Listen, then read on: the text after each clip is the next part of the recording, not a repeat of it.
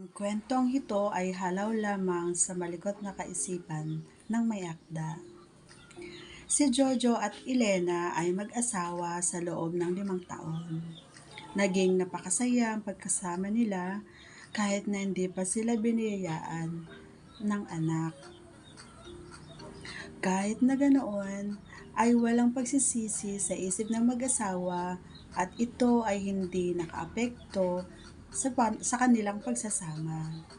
Si Jojo ay isang matipunong lalaki, bagay na bagay sa kanyang edad na 34. Sa madalit sabi, may kagwapuhan siya at talaga namang nakakahalina ang itsura. Samantalang si Elena ay isang napakagandang babae na may bilugan ng dibdib na hindi naman mukhang siniksakan ng silikon. Sa kanyang edad na 32 ay sadyang nakakahalina talaga ang kanyang tindig. Wala sa isa sa kanila ang may problema. Talagang hindi pa lamang panahon kaya hindi pa sila nagkakaanak.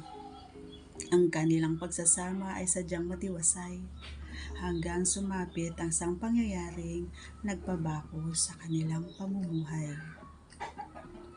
Paridan, asahan kung pagdating nyo ng misis mo dito sa amin ha. Aba, syempre pare, hindi kita matatanggihan dyan. Si Mrs. Dean ay sabik na makita si Kumaring Elena. Si Jojo at Dan ay matagal na magkaibigan. Mahal, maghandaan natin mabuti ang pagdating nila Dan at Isay. Magluto ka ng masarap ha, at ihanda ko na rin ang guest room para may matuluyan sila. Oo naman mahal, ako na ang bahala.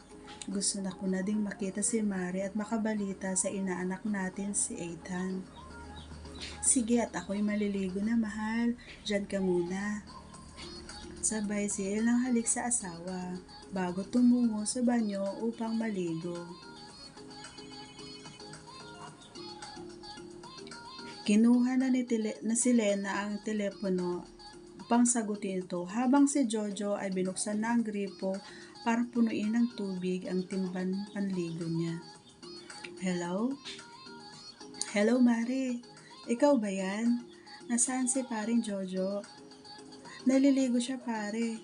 Bakit ka napatawag ulit? Ano bang kailangan mo at mukhang may nakalimutan ka pang sabihin sa kumpare mo? Oo nga, Mari eh. Si Letsay kasi nagkaroon ng emergency na lakad at hindi yata makakatuloy sa Makalawa. Pasensya ka na talaga, mukhang mapupurna na ang usapan natin. Ganun ba? Naku, si Mari talaga masyadong busy sa work, kaya hindi niya masundan-sundan si Ethan eh. Ganyan talaga si Mari, kaya ilang gabi na rin niya ako hindi napagbigyan. Nagulat si Elena sa tinura ng kabilang linya at hindi maisip kung ano ang maisasagot sa kausap. Sige pare. At sasabihin ko na lang sa kumpare mo para maiset na lang uli niya kung kailan ulit kayo makakapunta dito. Okay, sige Mare. Pasensya na talaga ha. Pakisabi na lang kay paring Jojo. Bye. Pagkatapos maligo ni Jojo, ay sinabi na agad ni Selena ang tinawag ni Dan kanina. At noon din ay tinungo ni Jojo ang telepono at tinawagang muli ang kumpare. Pare, hindi ba talaga pwede si Kumari sa araw na yon? Sayang naman ang paghahanda namin ng Kumaring Elena mo. Talagang importante ang lakad ni Mrs. sa araw na yun eh. Kung gusto mo pare, ako na lang ang tutuloy para hindi naman nakakahiya sa inyo. Pwede na siguro yun, kaysa naman hindi matuloy ang usapan natin. Pakisabi na lang kay Kumari na sa susunod ay hindi na siya pwedeng humindi. Sige ba? Paano? Hanggang sa Makalawa ha? Sige, okay pare. Mahal, anong sabi ni kumpare? Siya na lamang daw ang pupunta. Okay na din siguro yun. Nang makapagkwentuhan naman kami ni pare, tagal na din kami hindi nagkakausap eh. Mahal, tulungan mo na lang ako sa pag-aasikaso kay pare ha. Walang problema, mahal. Bago ang araw na pinag-usapan, ay nakahanda na ang lahat para sa pagbisita ni Dan sa kanila. Nang gabing iyon, ay nagniig ang dalawa na palagian naman nilang ginagawa pagkatapos ng isang nakakapagod na araw. Kinabukasan, mga 3:00 ng hapon, ay narating na ni Dan ang bahay ng mag-asawa. "O pare, bakit ngayon ka lang? Halika, pumasok ka sa munti naming bahay at nang makapagpahinga ka muna bago tayo makapagkwentuhan." "Naku, salamat. Medyo napagod ako sa biyahe." "Mahal, andito na si paring Dan." Si Dan ay hindi hamak na mas gwapo kaysa kay Jojo at mas matipuno. At iyon ang unang kumuha ng atensyon ni Elena habang lumalabas sa kusina at sumalubong kay Dan. Sa pagsalubong na iyon ay nagbeso-beso si Dan at Elena. Nang hindi maiwasan na hagip ng kamay ni Dan ang tayong-tayong puno ng asawa. Pero umastang walang nangyari, sa loob-loob nito ay nag-iinit ang kanyang katawan. Si Selena naman ay nagulat, ngunit pinagwalang bahala na lamang ang nangyari at isa pa, hindi din napansin ng kanyang asawa. "Pare, hindi pa din nagbabago maganda pa din. Alagang-alaga ka ni paring Jojo." "Ikaw talaga, pare, palabiro ka pa din. Sige pa, maupo na kaya at ihanda ko ng kakainin natin." "Sige mahal, ako na munang bahala kay pare." Tumungo si Elena sa kusina, ngunit hindi pa din nawala sa isip niya ang nangyari sa kanila pagdidikit ni Dan. Si Jojo naman ay inilabas na ang inihandang alak na pagsasaluhan nilang magkumpare. Mag-aalas 6 na ng gabi nang matapos ang kainan at kwentuhan na magkumpare at nagsimula na nga ang inuman. Habang nagiinuman, ay hindi sinasadyang natapunan ng alak ang damit ni Dan. Kaya't hinikayat ni Jojo na magpalit ng suot ang bisita at papahirapin na lamang ng damit. Tumungo ang magkumpare sa kwarto ng mag-asawa at pinahiram si Dan ng isusuot. Isang sando at isang manipis na salawal ang pinahiram ni Jojo. Hindi na humiram ng panloob si Dan upang hindi na madagdagan pa ang ipapahiram sa kanya ng kumpare. Sanay naman si Dan na hindi na magsuot ng panloob kaharap ang kanyang mga kaibigan. Paglabas ng magkumpare, inabot ni Jojo ang pinaghubaran ng kaibigan kay Elena upang ipalabas sa asawa. Nagkataon naman na patungo si Elena sa banyo upang maligo, kaya isinabay niya na din niya ang paglalabas sa mga damit ni Dan. Nang inaisa-isa niya ihulog sa washing machine ang mga suot ni Dan, ay may bagay siyang ipinagtaka sa hawak na panloob ng lalaki. May nararamdaman siyang mamasa-masa na may kalagitang bagay dito. Sinipat niya iyon at nagulat sa nakita. Sabay maalala ang pagkakahawak ni Dan sa kanyang puno. May likido sa panloob ni Dan, kaya malakas ang hinala niya na tinablan si Dan sa nangyari kanina. Ewan niya kung ano ang pumasok sa isip niya at inilapat niya ang basang parte sa kanyang labi at inilapat ang kanyang dila sa parteng iyon. Manamis-namis at maalat-alat ang nalasahan niya roon. May kakaibang sensasyon siyang naramdaman na nakapagpainit sa kanyang katawan.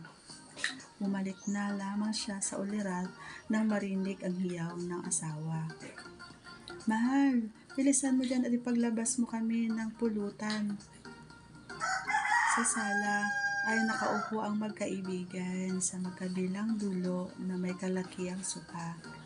Habang nakaharap sa TV at umiinom, lumipas ang kalahating oras ay lumabas na sa pinto si Elena. Suot ang isang maiksing duster na halos hanggang kalahati na lang ng hita ang natatakpan. Wala pa siyang suot na isang panloob sapagkat sa kwarto pa talaga siya magbibihis kung hindi lamang siya inutusan ni Jojo. Nagtungo siya sa kusina upang kunin ang ipinapakuha ng asawa.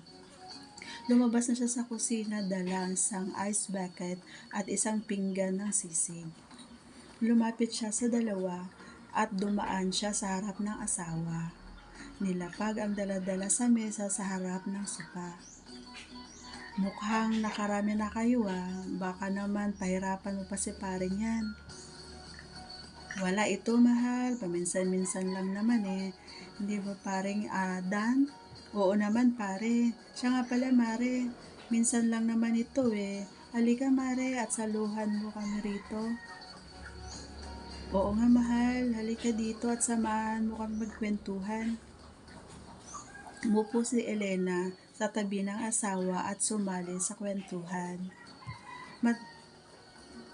Mag-alas 8 na ng gabi at medyo inaantok na si Elena, kaya kumilik ito sa balikat ng asawa at napipikit. Napansin naman ito ni Dan. Pare, mukhang inaantok na si kumare.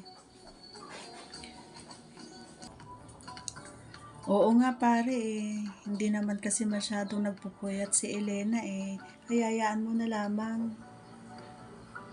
Mahal, halika. Humika ka dito sa hita ko para makapagpahinga ka naman. Inantay mo na lamang paa mo kay paring Dan. Okay lang ba, pare? Oo naman. Sige lang, mare. Nahiga nga si Elena sa hita ng asawa na medyo nakatagilid habang ang bandang pag-upo nito ay nakadantay sa hita ng kumpare. Ang isang paa ay nakadiretso, samantalang ang paa na sa gawing ilalim ay nakabaluktot upang hindi mabigatan si Dan. Gabing-gabi na at may kalasingan na si Jojo, ngunit may gana pa din itong magkwento. Samantalang si Dan ay hindi mapalagay sapagkat kanina pa galit na galit ang sundalo nito sa pagkakadantay ng hita ni Elena. Alam niyang ramdam na ramdam din ni Elena ang galit niyang sundalo sapagkat walang panloob na saplot si Dan at hindi nga siya nagkamali. Dahil kanina pa hindi maidlip-idlip si Elena dahil sa matigas na bagay na nasasalat ng kanyang hita nang malapit na sa puno ng kanyang pang-upo. Nag-iinit na talaga si Dan, kaya't kinuha niya na ang tropilo na malapit sa kanya at inilagay ito sa ibabaw ng hita ni Elena upang maitago kung anumang bagay ang nangyayari sa ilalim nito. Biglang lumikot ang kanang kamay ni Dan habang nakadantay ang kaliwang kamay nito sa tropilo. Bihira na din magbigay ng dagay si Jojo sapagkat lasing na din ito at iyon ang nagbigay palalo ng lakas ng loob na gawin ang mga nais sa kumare. May mga bagay na pumipigil kay Dan na huwag gawin iyon sa kanyang kumare, ngunit nakapagdesisyon na siya. Kahit mahipo lang ang itinatago ni kumare, ipinagdarasal niya na huwag magising si Elena. Malaking iskandalo ang mangyayari kung magkataon. Pinadaos-dos ni Dan ang kanang kamay sa laylayan ng daster ni Elena, papunta sa mga hita nito. At dahan-dahan niya rin pinadaos-dos ang mga daliring mula sa hita nito patunga sa lungga ni Elena. Nang matuntun niya ito ay napangiti siya dahil nalaman niyang walang suot na antis si Elena, ngunit napansin ito ni Jojo. Uy pare, bakit nagingiti ka dyan? May naalala lang ako na nakakatawang bagay pare. Akala ko natatawa ka sa pinapanood natin. O siya, tagay ka muna. Ay pare, mamaya muna. Medyo may tama na din ako O sige pare, malapit na din matapos yung pelikula at nang makatulog na tayo at makapagpahinga. Lumingon si Jojo sa pinapanood at pinagpatuloy ni Dan ang nasimulan. Sinilat niya ang lungga ni Elena at naramdaman niyang basang-basa na ang hiyas nito. kaya alam niyang kanina pagising ang kumare. Lalo siyang nagkalakas ng loob dahil alam niyang nagugustuhan ni Elena ang ginagawa niya. Napadako ang daliri niya sa tinggil ni Elena, dahilan kung kaya't medyo napaigtad ang babae. Hindi naman ito napansin ni Jojo. Natutok na tutok sa pinapanood sa TV. Nilaro-laro ni Dan na ang mga iyon na matagal ng sandali at nang magsawa ito ay inalis ang kamay at pasimpleng isinubo ito sa paraang hindi mapapansin ito ni Jojo. Binasa niya ng lawa ng gitnang daliri at binalik sa lagusan ni Elena. Nang mahanap ng butas ay pinasok niya na ito. Napasinghap si Elena ngunit kagaya ng dati ay hindi pa din napansin ni Jojo. Natapos ang ilang sandali ay iginalaw na niya ang daliri. Naramdaman na niyang basang-basa ang lagusan ni Elena. Sa katunayan ay tumatagas ng likido sa kanyang kamay. Nang hindi na siya makapagpigil, ipasimple niyang inilabas ang naghumindi niyang sundalo at itinutok sa basang-basang lagusan ni Elena. Hindi siya nahiramang ilabas si Sargento sapagkat tanging manipis ang nasalawal lamang ang suot nito. Naramdaman ni Elena na nasang bukana na niya ang Junjun. Kaya ibinaluktot na din niya ang kanang binti para mabigyang laya ang ginagawa ni Dan. Hindi naman ito napapansin ni Jojo dahil sa nakatakip na tropilo. Nang nakatutok na ay pasimpleng tinulak niya ang Junjun dahilan para maipasok ang ulo sa lagusan ni Elena. Alam niya na kung gagalaw siya sa isang posisyon ay makakahalata na si Jojo sa ginagawa niya, kaya't nag-isip siya ng paraan para makatalikod ang kumpare. Pare, ang ganda pala ng wedding picture niya. Patingin si Jojo sa kaliwang gilid nito sa kinalalagyan ng wedding picture nila. At sa mga sandaling iyon ay idiniin ni Dan ang pagkakabaon ng Junjun niya kay Elena. Gumanyod pa siya ng 3 beses at nakita niya ang reaksyon ng nakapikit na si Elena. S na ito sa kanya. Oo naman pare, yan ang best picture namin. Oo nga napakaganda ni kumare dyan. Sabay kanyod muli. Nang bumalik sa dating ayon si Jojo ay sumandaling tumigil si Dan sa pagkanyod at baka makahalata ang kanyang kumparing si Jojo. Nanatiling nakababad ang sundalo ni Dan sa lagusan ni Elena hanggang sa matapos ang kanilang pinapanood. Noon ay nag-aya ng magpahinga si Jojo kaya't ginising na nito ang kanyang asawa. Si Elena naman na nagkukunwaring tulog ay gumising na ito at kunwaring humikab-hikab pa. Mabilis na hinugot ni Dan si Junjun sa lagusan ni Elena at ibinalik sa loob ng kanyang salawal. Nang bumangon si Elena, madaling tinakpan ni Dan ang nakatayong Junjun sa trophy. Oy pare, mas mabuti siguro kung doon ka na din matulog sa kwarto namin. Total, wala naman ang misis mo para isang aircon na lang gamitin natin. Mahal, ano ka ba? Kakaya naman kay pare. Baka isipin niya pang tinitipid natin siya. Naku mare, ayos lang yon. Ayoko din matulog na nag-iisa at baka kapag ako'y nanaginip, walang gumising sa akin. Sagot naman ni Dan habang nakangisi. Tara na, nang makatulog na. Naghahating gabi na din. Nagtungo ng 3 sa loob ng kwarto.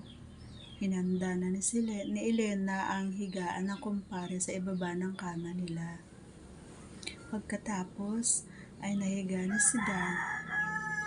Si Elena naman ay nahiga sa gilid ng kama sa bahagi malapit sa hinigaan ni Dan. Matapos ang ilang sandali ay natulog na ang 3. Nagising na lamang si Elena nang bumangon si Jojo at tumungo sa banyo. Pagkapasok niya ay wala nang pinalagpas si Elena. Bumaba ito sa kama at tinungo ang natutulog na si Dan. Inilabas niya ang junjun nito sa malipis na salawal at sinibasip iyon. Malambot pa ang sundalo nito, ngunit halos mabilaukan siya sa laki. Mabilis niya itong nilaro hanggang sa unti-unti itong nagalit. Ngunit nanatiling nakapikit si Dan. Narinig niyang nagbuhos si Jojo kaya mabilis niyang inuluwa ang junjun ng kumpare. Ibinalik ito sa loob at bumalik na siya sa higaan. Pagbalik ni Jojo sa kama ay hinalikan siya ni Selena sa labi. Nagpalitan sila ng halik hanggang sa hilingin ni Jojo na ibigay siya ng asawa. Baka magising si kumpare, mahal. Naku, di yan mahal. Mas matindi pa sa mantinig matulog yan. Bumaba nga si Selena sa gilid ng kama sabay luhod sa pagitan ng mga hita ng asawa. Si Jojo naman ay nahiga at nakatingin sa kisamay upang lalong maramdaman ang gagawing pagsibasib ni Elena. Ginawang iyon ng babae ay nakatapat ang bandang pang-upo nito sa bandang mukha na nakahiga sa mukha ni Jaden. Sinimulan ng sibasibin ni Elena ang kanyang asawa. SS naman si Jojo at hindi napigilang humalinghing. Nagulat na lamang si Elena nang may maramdamang tila naglalaro sa kanyang lungga. Sinimulan na siyang gotsahin ni Dan. Hindi siya nagpahalata sa asawa at itinuloy ang pagsibasib dito. Habang maging siya ay S na S, L na L sa ginagawa ng kumpare, batid ni Elena na sadyang napakatagal magpabuga ni Jojo. Kaya't alam niya na matagal-tagal din siyang mapapaligaya ng lalaki sa ibaba. Nagtaka siya sapagkat tumigil sa pagbotsa sa kanyang lungga si Dan. Sa halip ay inabot nito ang kamay ni Selena at ipinalaro ang kanyang naguminding na si Junjun. Ginawa nga ito ni Selena habang patuloy ang pagsibasib sa sundalo ng kanyang asawa. Kahit hirap na sa ginagawa, ay L na L pa din si Elena dahil dalawang Junjun ang binibigyang galak ngayon. Nang maramdamang magpabuga ng asawa, ay nagsimula ng manigas ang mga binti nito. Binitawan na niya ang sundalo ni Dan. Nilunok niya lahat ang likido ng asawa at sinimot pa niya ang mga tumapon sa kanyang bibig. Muling tinungo ni Jojo ang banyo upang maligo. Gabi-gabi nang ginagawa ni Jojo ang ganon, kaya't naging routine na rin ang mag-asawa ang maligo sa gabi. Nang marinig ni Elena ang paglak ng pinto, ay muli niyang tinungo si Dan. Ngunit sa pagkakataong iyon, ay gising na talaga ang lalaki. Umiskwat si Elena sa tapat na nakatayong sundalo ni Dan at padaos-dos papasok doon sa sundalo ni Dan. Papasok sa kanya long. Tapos noon ay nagsimula na siyang umindayog ng mabilis. Pagkatapos lamang ay baka mamaya malamang ay lalabas na ang kanyang asawa. Kaya sumabay na din sa pag-indayog si Dan kay Elena. Rapsang-rapsa silang dalawa sa nangyaring iyon. At hindi nagtagal ay nagpabuga na ang dalawa. Hindi na nag-asaya ng oras si Elena at tumayo sabay bumalik sa kama. Hindi niya kinausap si Dan at nakatulog na silang pareho hanggang sa bumalik na din si Jojo nang nakatulog. Kinaumagahan, hapon na nang magpaalam na umuwi si Dan. Hindi nila pinag-usapan ni Elena ang mga nangyari kagabi. Hanggang ngayon ay hindi niya naikwento sa asawa na naisahan siya ng kanyang kumpare.